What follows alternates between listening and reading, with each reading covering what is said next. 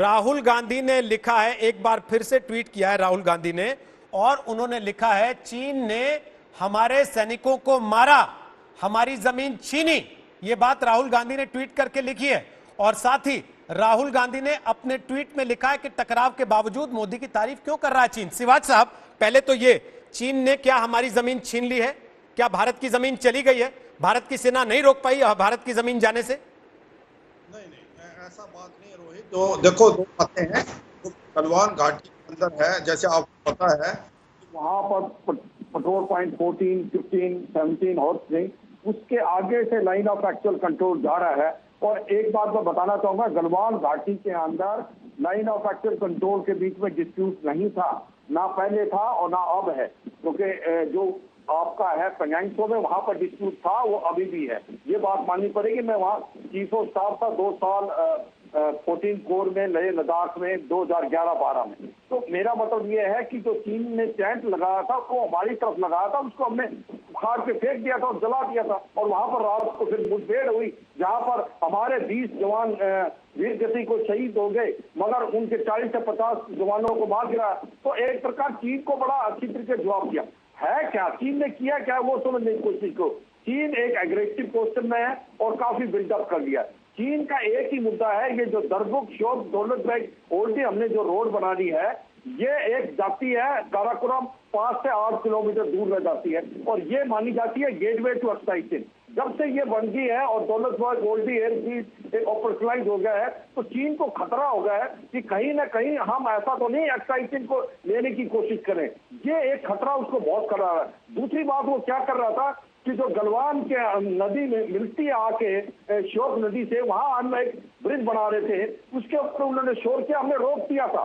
15 मई को हमने रोक दिया था, मगर जब से ये जून में हमारा और इनका झगड़ा हुआ, हमने दोबारा स्टार्ट कर दिया और उसको बढ़ा दिया। 72 घंटे में हमारे कॉम्बैट इंजीनियर उसको बढ़ा के बिल्कुल क्या खत्म कर दिया। उससे क्या हुआ कि जो हमारी अभी रिएक्शन कैपेबिलिटी है, जिसको हम 3 से 4 घंटे लगते थे टीपी 14, 15 और 17 को जाने के लिए, अब 30 मिनट में पहुंच सकते हैं। तो एक प्रकार से भारत जो है करेगा वही जो बिल्कुल भारत के लिए ठीक है। सिवाच साहब, अगर भारत को अपर एज है, जैसा कि आप कह रहे हैं कि हमने वहां सड़क भी अपनी मर्जी से बना ली, जिसको चीन रोकना चाहता था वो रोक भी नहीं पाया, तो फिर ये बात क्यों आ रही है कि भारत चीन से ये कह रहा है टाइम फ्रेम दो, 5 मई की स्थिति कब आएगी, कितने दिन में आप वापस लौटोगे?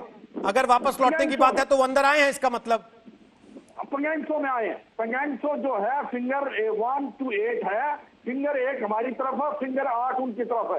फिंगर 8 तक हमारा जो है लाइन ऑफ एक्चुअल कंट्रोल हम परसीव करते हैं, वो कहते हैं फिंगर 2 तक है, और हम फिंगर 4 तक अपना जो हमारी पोस्ट थी आईटीबीपी की। चीन ने क्या किया, 1999 में जब कारगिल युद्ध में एक प्रकार जीती थे, इन्होंने फिंगर 8 से फिंगर 4 तक रोड बना दी। उसके बाद भी जब हम पेट्रोलिंग करते थे तो फिंगर 8 तक जाते थे, मगर जब हम जाते थे तो ये भाग के आते थे और बताते थे ये हमारा एरिया है, मगर हम जाते रहे। मगर अब ऐसा लगता है, जो रिपोर्ट मिली है, इन्होंने कहीं फिंगर 4 और 5 के बीच में कोई टेम्परेरी इंफ्रास्ट्रक्चर बनाया है और ये हमारे को पेट्रोल फिंगर 4 की तरफ जाने नहीं दे रहे। और ये एक प्रकार का है कि वो जो क्या चीन ने भारत की जमीन छीन ली है, जैसा राहुल गांधी ने आरोप लगाया अभी ट्वीट में? मैं एक रोहित इसको थोड़ा समझने की कोशिश को, ये हमारा लाइन ऑफ कंट्रोल परसीव हमारा 8 तक है, उनका 2 तक है। अब आप बताओ कि एक्शन एलआईटी किधर जा रही है, उसका तो पता नहीं चलेगा ना जब तक दोनों के बीच में समझौता नहीं हुआ। हम तो अब भी बोलेंगे 8 तक है, और हम कह रहे हैं कि आप वहां से निकालो। और वो कभी भी उन्होंने पोस्ट नहीं बनाई हुई थी 4 to 8, एक वो सिर्फ जगह है, उस पर बैठे हुए थे टॉप पे, क्योंकि वहां लुकन जहां पर हमारे वोट रखी जाती है उसको वो डोमिनेट करते। आपको पता है रोहित, एक ये जो लेक है ये 135 किलोमीटर है, 45 किलोमीटर हमारी तरफ है, 90 किलोमीटर चीन की तरफ है। तो मेरा मतलब ये है कि वहां पर डिस्प्यूट है, और डिस्प्यूट के जरिए में इन्होंने 1999 में रोड बनाई, 8 फिंगर से फिंगर 4। अब शायद ऐसा लगता है, ठीक है सर, ओके अशोक जी, इंफ्रास्ट्रक्चर बनाया है। जल्दी से एक कमेंट आपका अशोक जी। मौजूदा परिस्थिति में क्या यह कहना जायज है कि हमारी जमीन चीन ने छीन ली?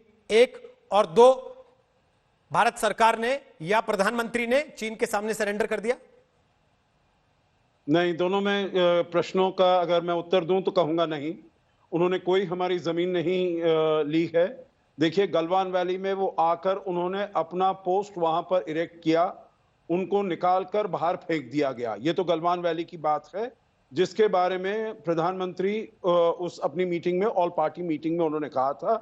तो मेरे विचार से कुछ गलत नहीं कहा था, इसका कुछ क्लैरिफिकेशन देना था, प्राइम मिनिस्टर्स ऑफिस ने दे दिया है। दूसरी बात है, जहां तक पेंगोंग लेक की बात है, वहां के उसके बाद फिंगर 4 से लेकर 8 तक हमारा कोई वहां पर पोस्ट नहीं था, हम वहां पर पेट्रोलिंग करते थे। अब खाली ये बात है जो हम पेट्रोलिंग नहीं कर सकते हैं जमीन से, परंतु फिर भी अगर हम चाहें तो हम पेट्रोलिंग पेंगोंग लेक के अंदर बोट के द्वारा फिंगर 8 तक जा सकते हैं। हमारा उसमें कोई पोस्ट नहीं था, हमारा वहां पर कोई परमानेंट प्रेजेंस नहीं था, हम केवल पेट्रोलिंग किया करते थे। अब उन्होंने हमारी पेट्रोलिंग को वहां पर मना किया है। देखिए, हमारी जब बातचीत हो रही थी रोहित, 6 जून को जब लेफ्टिनेंट जनरल हरिंदर सिंह गए थे, हमारी 3 बेसिक डिमांड थी। एक तो जो आप स्टेटस को एंटी बहाल करिए, जो पहले था 5 मई से पहले, मतलब आप हमारी जो फोर्सेस थे फिंगर 8 तक वो पेट्रोल करते थे, उनको इजाजत होनी चाहिए वहां पर जाने की। गलवान वैली में आपने जो है उसको हटा देना चाहिए। दूसरा है जो हमारी ये डीबीओ तक रोड बन रही थी, दारबुक शोक दौलत बेगोल्डी, वो हम रोड क्योंकि हमारी तरफ है एलएसी के, तो हम उसको पूरा करके रहेंगे, उसमें कोई ढील नहीं आएगी और उसमें काम अभी भी हो रहा है।